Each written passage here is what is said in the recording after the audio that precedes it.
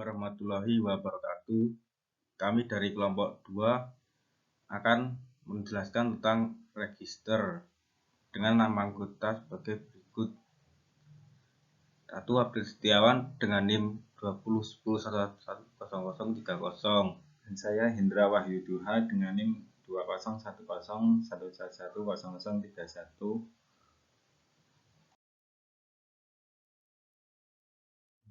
Yang pertama adalah register, yaitu akan menjelaskan tentang pengertian register, fungsi register, jenis-jenis register, rangkaian logika untuk register, contoh tabel kebenaran register, dan rangkaian logikanya. Yang pertama adalah pengertian register. Register merupakan alat penyimpanan kecil yang mempunyai kecepatan akses cukup tinggi, 5-10 kali lebih cepat dari main memory, dan digunakan untuk menyimpan data dan instruksi yang sedang diproses. Sementara data dan instruksi lainnya yang menunggu giliran untuk diproses masih disimpan dalam memori utama. Atau register merupakan sebagian memori dari mikroprosesor yang dapat diakses dengan kecepatan yang sangat tinggi.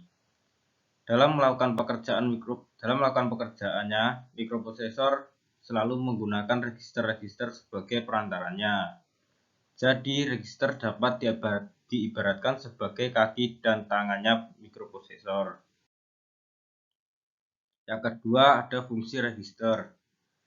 Register ini memungkinkan pemrograman bahasa mesin dan bahasa assembler, meminimalkan referensi main memory dengan cara mengoptimasi penggunaan register.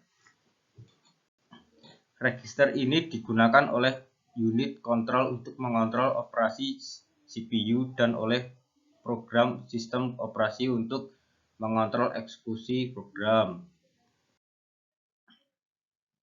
Yang ketiga, jenis-jenis register. Yang A, serial input, serial output atau SISO.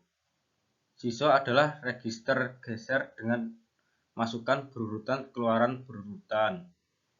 IC pembentuknya adalah 74LS74.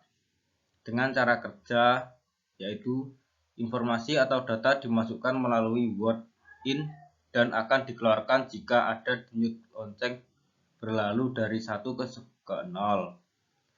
Karena jalan keluarannya flip-flop 1 dihubungkan kepada jalan masuk flip-flop berikutnya, maka informasi di dalam register akan digeser ke kanan selama tebing dari denyut lonceng atau clock. Yang B adalah serial input parallel output atau SIPO. SIPO adalah register geser dengan masukkan berurutan keluaran serentak dengan IC pembentuk 74LS164. Cara kerjanya adalah masukan data secara deret akan dikeluarkan oleh DFF setelah masukkan denyut lonceng dari 0 ke 1. Keluaran data atau informasi serial akan dapat dibaca secara paralel setelah berikan satu komando atau readout. Bila di jalan masuk readout diberi logika 0, maka semua keluaran N adalah 0. Dan bila readout diberi logika 1, maka pintu-pintu N menghubung langsung sinyal-sinyal yang ada di queue masing-masing flip-flop. Yang C, ada parallel input parallel output atau PIPO. PIPO adalah register geser dengan masukkan serentak keluaran serentak dengan IC pembentuk 74LS774 dan 74LS173. Dengan cara kerja, sebelum dimasuki data, rangkaian diseret dulu agar keluaran key semuanya 0. Setelah itu data dimasukkan secara paralel dengan input DFF dan data akan diloloskan keluar secara paralel. setelah flip-flop mendapat pulsa clock dari 0 ke 1. Dan yang D adalah parallel input serial output atau PISO. PISO adalah register geser dengan masukan serentak keluaran berurutan. IC pembentuknya adalah 74LS74 dan 74LS76. Mula-mula jalan masuk data load sama dengan 0, maka semua pintu NAND mengeluarkan 1. Sehingga jalan masuk set dan reset semuanya 1. Berarti bahwa jalan masuk set dan reset tidak berpengaruh. Jika data load sama dengan 1, maka semua input paralel akan dilewatkan oleh NAND. Misal jalan masuk A sama dengan 1, maka pintu NAND 1 mengeluarkan 0. Adapun pintu NAND 2 mengeluarkan 1. Yang keempat adalah rangkaian logika untuk register. Register terdiri dari deretan flip-flop yang saling dikoneksikan dan masing-masing flip-flop menyimpan informasi 1 bit yang dapat digeser dari satu flip-flop ke flip-flop yang lain sesuai dengan pulsa clock. Kegunaan register antara lain yang satu adalah temporary memory atau temporary storage, yaitu penyimpanan memori sementara. Yang kedua, menggeser informasi memori. Dan yang ketiga, mengubah data jadi paralel. Yang kelima adalah contoh kebenaran register dan rangkaian logikanya.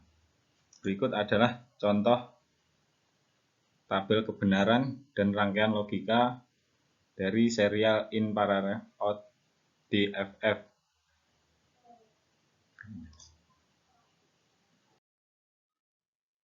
Tipe register berdasarkan fungsi. Yang pertama ada segmen register, yang kedua pointer dan index register, yang ketiga general purpose register, keempat index pointer register, dan kelima flag register. 1. Segmen register. Fungsinya menunjukkan alamat dari suatu segmen. Lebarnya 16 bit. Jenisnya adalah CS atau kode segmen adalah menunjukkan alamat dari segmen yang sedang aktif. DS atau data segmen adalah menunjukkan alamat di mana data-data disimpan. ES atau extra segmen register tambahan tanpa fungsi khusus, biasanya untuk menunjukkan alamat di memori. SS atau stack segmen untuk menunjukkan alamat dari suatu stack. Yang kedua ada pointer dan index register. Fungsi menunjukkan suatu alamat di memori. Lebar 16 bit. Jenis ada SP atau stack pointer. Berpasangan dengan SS menunjukkan alamat dari stack. BP atau base pointer berpasangan dengan SS dan mencatat suatu alamat di memori data.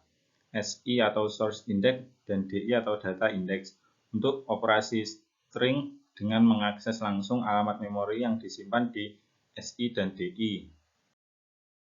Yang ketiga adalah general purpose register. Fungsi dapat dipergunakan untuk keperluan umum. Lebar 16 bit. Ada 8 bit tinggi plus 8 bit rendah. Masing-masing bit bisa diakses secara terpisah. Jenisnya adalah AX atau AH plus AL, operasi aritmatika atau pembagian dan pengurangan. BX atau BH plus BL, menunjukkan alamat offset dari suatu segmen. CX atau CH plus CL, untuk operasi looping, menentukan banyaknya looping. DX atau DH plus DL, menyimpan sisa hasil pembagian 16 bit. Yang keempat ada index pointer register. IP plus CS menunjukkan alamat memori tempat instruksi selanjutnya yang harus dieksekusi. Yang kelima ada flag register. Fungsinya menunjukkan status dari suatu kondisi. Jenis-jenisnya ada OF atau overflow flag bernilai 1. Jika terjadi overflow maka suatu operasi aritmatik. SF atau sync flag bernilai 1 jika operasinya menggunakan bilangan bertanda. ZF atau zero flag bernilai 1 jika operasi menghasilkan 0. CF atau carry flag bernilai 1 jika terjadi borrow atau carry.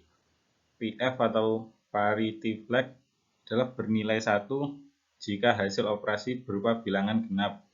DF atau direction flag untuk mengoperasi string, menunjukkan arah eksekusi.